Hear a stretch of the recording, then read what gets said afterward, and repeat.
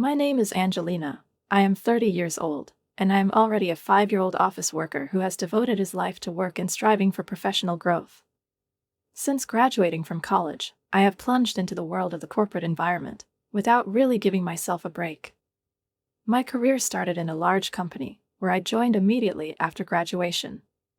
At first it was difficult, inexperience, lack of confidence, but I was determined, and after a few years of work I managed to get the qualifications necessary for promotion. That's how I became the head of the department at such a young age. I was also lucky with my boss, who could always give wise advice, support, and direct me in the right direction. His experience was invaluable, and his leadership qualities inspired me. My team was cohesive and full of highly motivated, talented people who were not afraid to take responsibility and achieve results. We have worked hard together, and it is thanks to these efforts that I have achieved what many can only dream of in such a short time. I was obviously lucky in my professional life, but my personal life remained a dark and impenetrable page that I still could not turn over. When I was a student, I had a boyfriend, and these were probably the only moments when I could afford to take a break from work. But since I finished my studies and plunged into my career, I have not been able to meet someone with whom I could share my life. I worked a lot. I believed that it would be possible to find a balance between personal and professional, but it all seemed like something out of the realm of the impossible. It seemed that the universe had decided that work would be the only companion of my life. One day, yielding to the urgent requests of friends, I agreed to go to a dinner party organized by one of them. The event, which I reluctantly went to, turned out to be a turning point. That's where I met Jake. He was the same age as me, with a pleasant smile and the charm that was impossible to miss. Jake was kind, easy to talk to, and at first glance it became clear to me that we shared many common interests. Our conversations were long and fascinating, and soon we exchanged contacts. We started dating.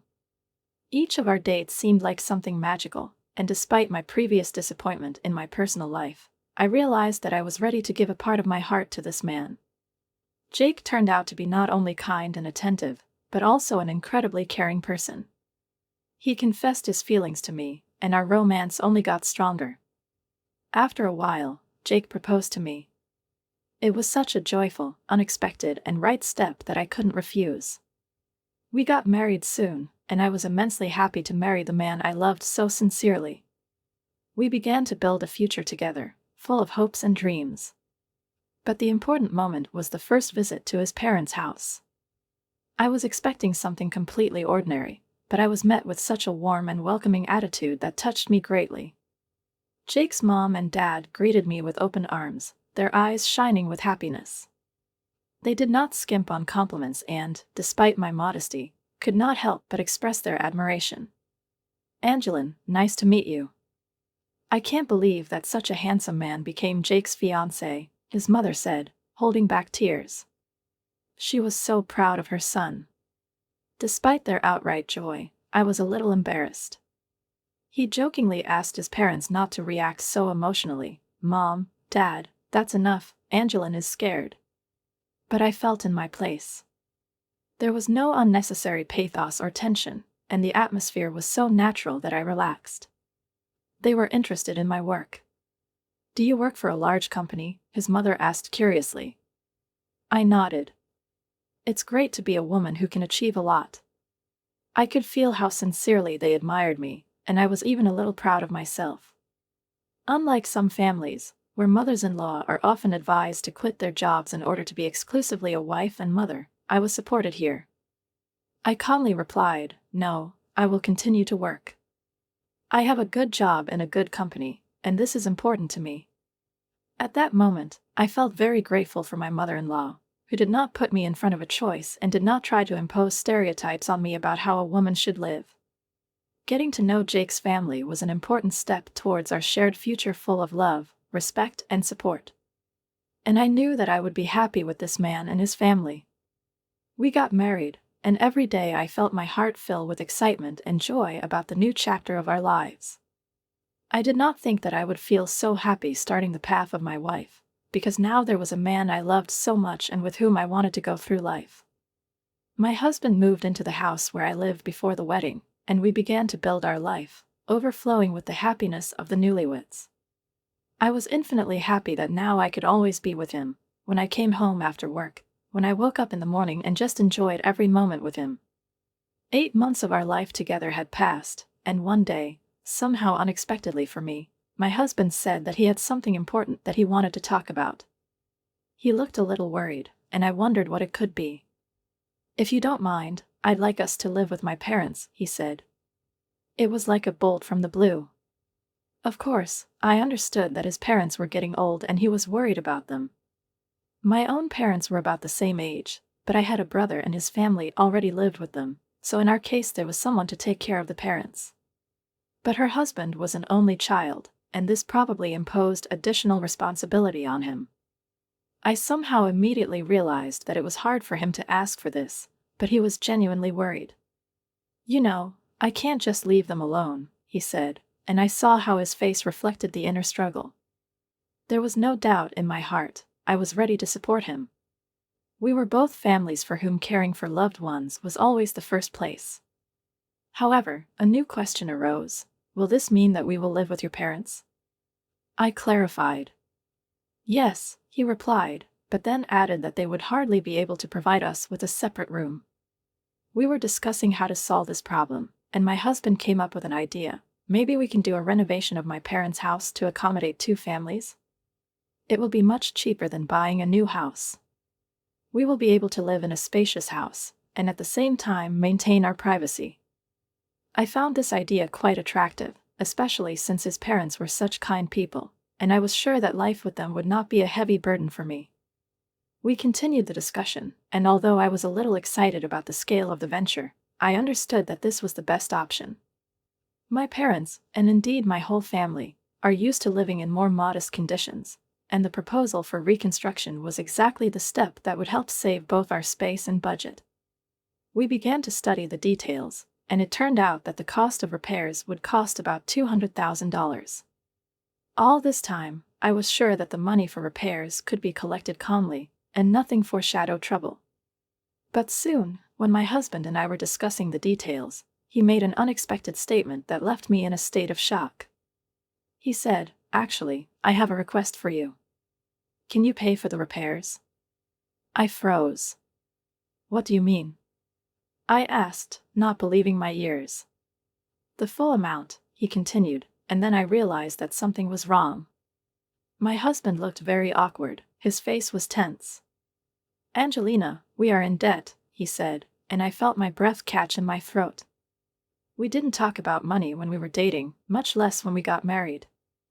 I couldn't imagine that this could be a problem. "What is the amount of debt?"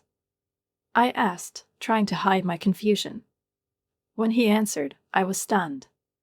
$250,000, he said, and the words hung in the air. I thought the debt might be a couple of tens of thousands, but it was something completely different. I was shocked. During the entire time we talked, neither my husband nor his parents mentioned such a serious financial problem. How could this happen? Didn't we know each other the way we thought we did? My husband noticed my shock, but continued, "Angelina, I need you to help. We can't handle this anymore. My parents, they are already retired and can't pay. You're the only one who can help us." Those words cut into me, and I didn't know what to say. We had been building our happiness for so long, and now we faced such a problem. Suddenly, the whole world, which seemed so bright and simple, became much more complex and difficult. How could you continue to live with such debts? It was important, and despite all the doubts, I decided to continue as we had planned. I took responsibility for the debt of $250,000, despite the severity of this task. When my husband said that he could not do this without my help, I understood that his words came from the heart, and that he was really trying to take care of both his parents and us. He wasn't just greedy, as I sometimes thought, but rather worried that he was in a situation where he couldn't control everything. "I love you, Angelina," he said, "and I love my parents. I can't leave them, but I don't want you to suffer either. I will try to pay you back gradually, I promise." I felt how his words affected me, and despite everything, I agreed. We got married, started a new life, and I had to support him in this. My husband thanked me, his face brightened as he relayed the information to his parents. Soon they came to our house to apologize and thank me for everything I had done. My mother-in-law even burst into tears of happiness, expressing her gratitude, and I realized that in this family, despite all the difficulties, there is a place for gratitude and love. From that moment on, I really felt that I had to do everything to help my husband and his family, no matter what happened. I started paying for repairs and debt. We decided to renovate the house, making it suitable for 2 families. Making the down payment, $60,000, was a hard step, but I knew it was necessary. I decided to pay off the rest of the amount in installments so as not to burden myself with everything at once. My husband and his relatives and I discussed this plan, and, surprisingly, they agreed. My relatives were not comfortable managing money, and they asked me to transfer funds to their account, promising that they would handle the rest of the procedure. I agreed, but I felt a little anxious. This money was important, and I didn't want it to disappear without a trace. The money was gone, and despite my caution, I felt some relief when everything was settled. I thought that now we could start a new life, without fear of monthly penalties. My in-laws were happy, their gratitude knew no bounds, and every time they said how lucky I was to be a part of this family. But internally, I felt a little awkward. I was thinking that maybe they only see me as a source of funds. These feelings haunted me, but I tried to ignore them. I wanted to take care of my family, and I needed to overcome these doubts. Our house has been transformed. Now it has become a home for 2 families, spacious and beautiful. My relatives were happy, and my husband's eyes sparkled with joy when he looked around the new, renovated apartment. I also liked how we transformed the space. I enjoyed cooking in the new kitchen, rejoicing at every new moment in my life. Our house became comfortable and cozy, and I was grateful that I was able to improve the conditions in which we lived. We became closer. I reduced my travel time, which gave me the opportunity to spend more time with my husband and study. But no matter how busy I was, something kept bothering me. Despite my best efforts, my husband did not provide any real help in paying off the debt. When I asked him how he planned to help with this issue, he said he couldn't because his salary wasn't enough. I was stunned. I thought he was at least a little involved in this process, but instead he remained indifferent. I began to realize that maybe I was in a situation where I had to not only financially support my family, but also cope with the emotional burden that lay on my shoulders. What should I do if the only person I trusted is not able to help me in a difficult situation? I asked to see the salary receipts, but he refused. I couldn't figure out how much he actually earns, and it remained a closed question for me. In an effort to pay off the debt, I worked tirelessly, spending almost a year trying to repay at least part of the amount. Each month brought small successes, but the debt remained gigantic. One day, my in-laws, all as kind and attentive as ever, asked me how much money was left to pay. I summed up the results for the year and, despite my hard work, I couldn't hide a small pang of disappointment when I said, "This year we paid out about $60,000, so the balance is about $180,000. My relatives looked extremely surprised and even delighted to hear such a figure. Jake, my brother-in-law, cried with happiness, rejoicing that I had done so much, and how great it is that I continue to work hard on this debt. He admired my determination, and everything seemed to be in order. But no matter how hard I tried, one day everything did not go as I expected. I had to stay late at work, but it wasn't a problem. The work went smoothly and I finished on time. I was rushing home, planning to cook dinner for my husband, when, opening the door, I noticed my father-in-law's shoes standing next to the entrance. Oh, my relatives are here, I thought, but I didn't realize that a real storm was waiting for me at that moment. I walked into the living room, and what I heard made me freeze in place. My husband and his relatives were discussing me. They didn't know I was there, but their words hit me inside out. "You were right to marry this woman, weren't you, Jake? You did a great job. You now have a woman with that kind of money. See, she works for a big company. I was very careful and seduced her. You should be more grateful," one of them said. My husband supported his words. Yes, you're right. She's really cool. I'm so glad you chose her. I stood in the doorway, unable to move, as if frozen in shock. She works so hard and we pay off the debts, like you said, but when will it end? One of the relatives continued. I listened to them discussing me as if I were not a person, but just a source of money, and my husband, who had been telling me about his love so far, supported them in this conversation, laughing and rejoicing. My knees buckled, but I still managed to gather my strength. I quietly closed the door so as not to attract attention. Once in the hallway, I tried to catch my breath, but tears had already welled up in my eyes. It was impossible to accept, but despite this, I wiped them off and entered the living room, where I was greeted with friendly smiles. "Oh, Angeline, welcome home, good job," they said to me, and I felt their every word become sharper than a knife for me. My husband, with a smile on his face, said, "We are so happy that you are back. We'll have dinner together tomorrow." But his smile couldn't hide what I had just heard. I knew he knew what I'd heard, but he didn't say a word. My strength left me, and, having gathered my courage, I still tried to behave calmly. I said I was working late today, not when I expected, but it was all just a polite cover. When he went to the bathroom, I stayed in our room, unable to keep my emotions to myself. Tears flowed freely. I felt betrayed like never before. How was that? How could I have been so deceived, standing guard over our family, believing with all my soul that we were building something real, and not just getting out of debt? That evening was a turning point. I felt like I had to do something to get my life back under control. Over the next few months, I was preparing for a divorce. I made plans, even though I continued to be a devoted wife to the outside world, looking into his eyes as if nothing had happened.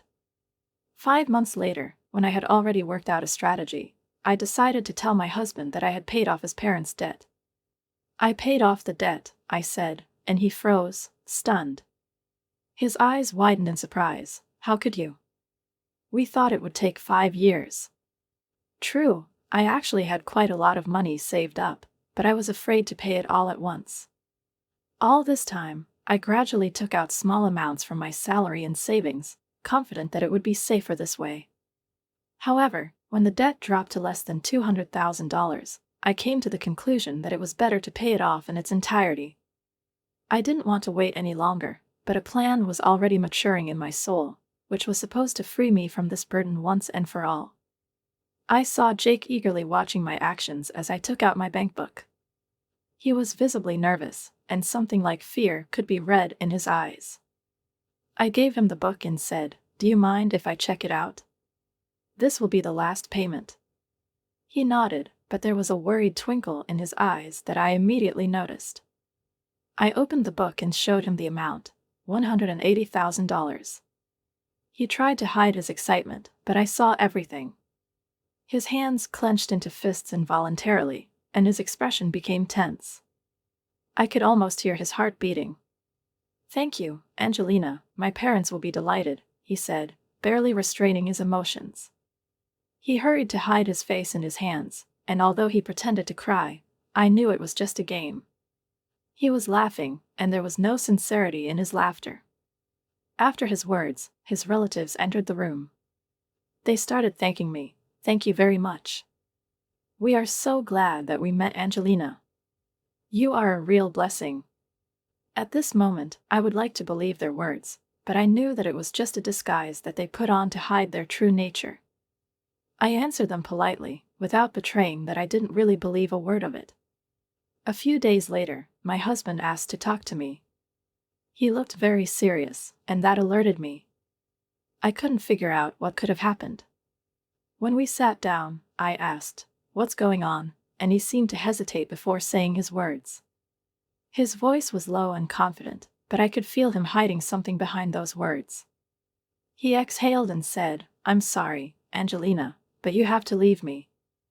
I froze in disbelief. "What do you mean?" I couldn't hide my surprise. He continued without looking at me, "I have a new girlfriend. I'm going to live with her, so we're getting a divorce. You're going to my parents." These words sounded like a knife in the heart. I did not expect this from him, I did not think that he would so openly and cruelly break up our marriage. I didn't even have time to say anything in response, as Jake's mood changed dramatically. I don't need you anymore. You can stay here, but as a housewife. You can do the housework, and we'll charge you for the rent. At that moment, I felt something break inside me. My face betrayed no emotion, but my soul was empty. His relatives came in, and Jake repeated, "Did you hear that?" We talked and I told her. They were all laughing, and it seemed to me that I had become nothing more than a joke to them. But I wasn't ready to just leave. I knew I had rights, and I wasn't going to leave without a fight. I replied with unruffled calmness, "You've forgotten who actually owns this house. I can pay for the repairs myself. You changed the name to my name, so the house is mine now. And I will decide who should stay here and who will leave it." These words took everyone by surprise. I saw the faces of my relatives turn pale, and a wave of panic came over Jake. He and his family didn't expect me to be so determined. It was only now that they began to understand the situation they were in. Jake tried to justify himself, "But you paid off the debt. You're losing money," but I wasn't listening anymore. "If there were no debts, we could afford new housing," he said, hoping to find at least some loophole. I replied, "No, you don't understand. I have not paid the remaining amount of $180,000. Everything else is just an account that I created and moved the money. The debt has not changed, and all this is my game." At that moment, I felt like I was holding not only my life in my hands, but also their future. I just haven't received any funds yet, because I've been paying large amounts all the time. But the time came when the money had to come in, and I knew for sure that this would be the moment when I could put everything in its place. I realized that they were now fully responsible for the remaining amount. The debt was paid off, but there was still the last part, and it wasn't just a debt, it was a matter of fairness. The husband and his relatives were shocked. I saw them freeze when I said those words.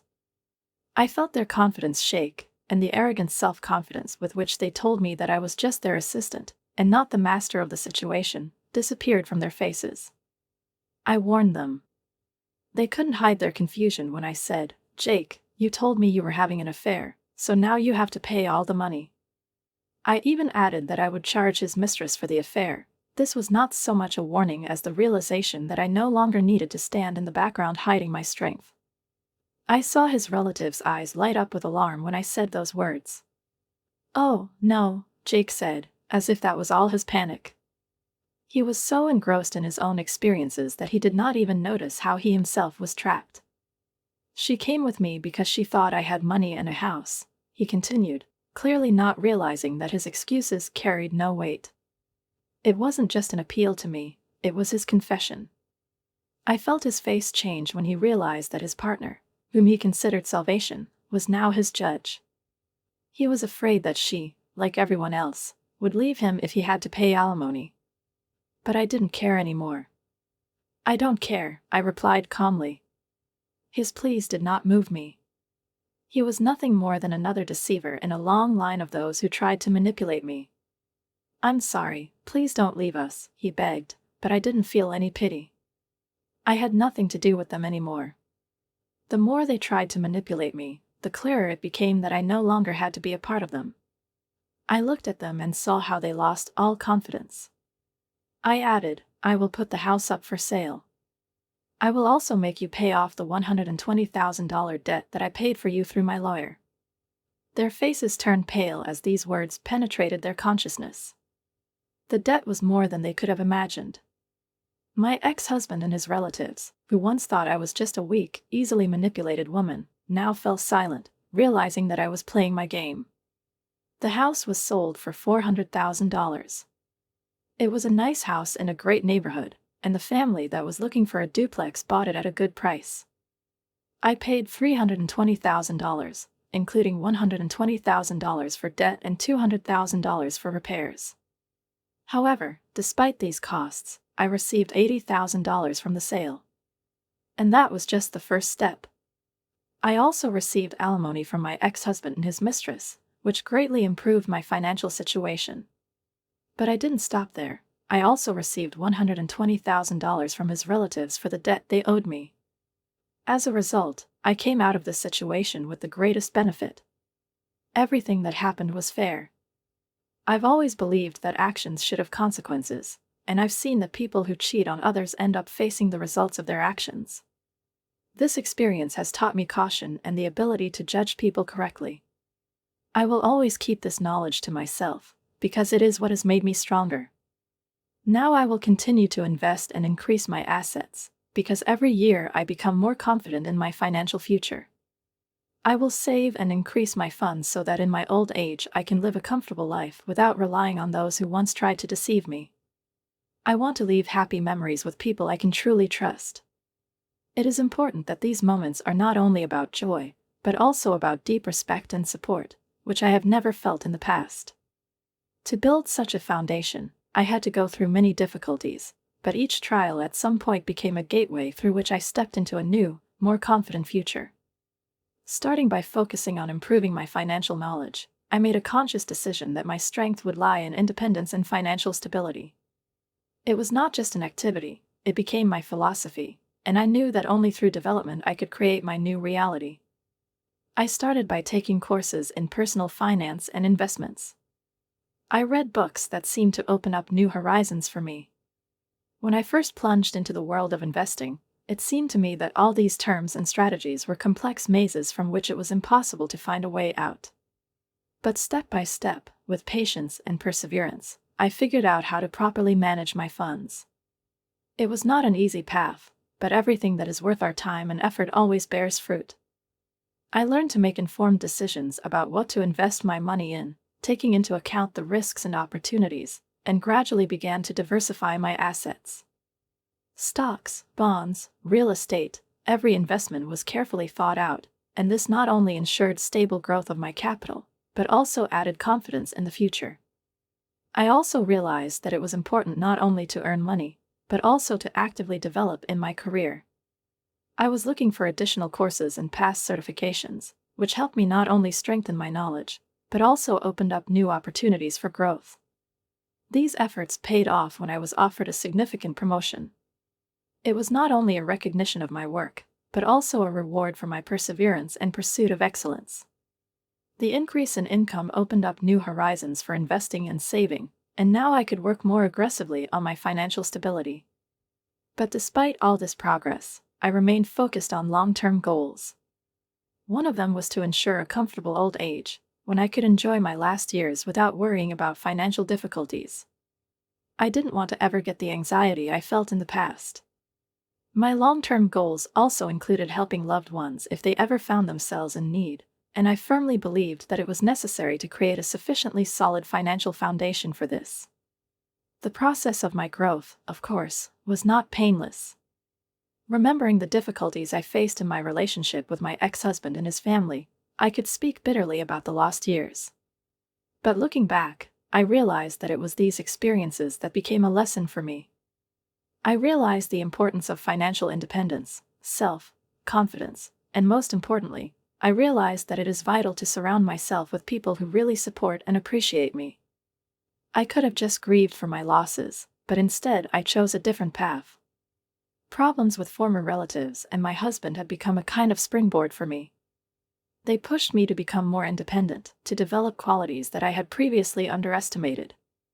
I have learned to build my life on a solid foundation, knowing that it depends only on me what it will be like. In the end, my efforts were not in vain. I was able to buy a house in a beautiful area, which became a reflection of my work and desire for the best. This house was not just a building for me, but a symbol of what I had achieved. I also visited the places I dreamed of, exploring the world and expanding my horizons. But perhaps most importantly, I have built strong relationships with friends and family who really care about me. It gave me real satisfaction, because I knew that these connections were sincere and not based on interests. Looking back, I realized how important it was not only to survive the difficulties, but also to use them as an opportunity for growth. It wasn't an easy road, but it took me to where I needed to be. I have become smarter, more independent and, most importantly, more confident in my future.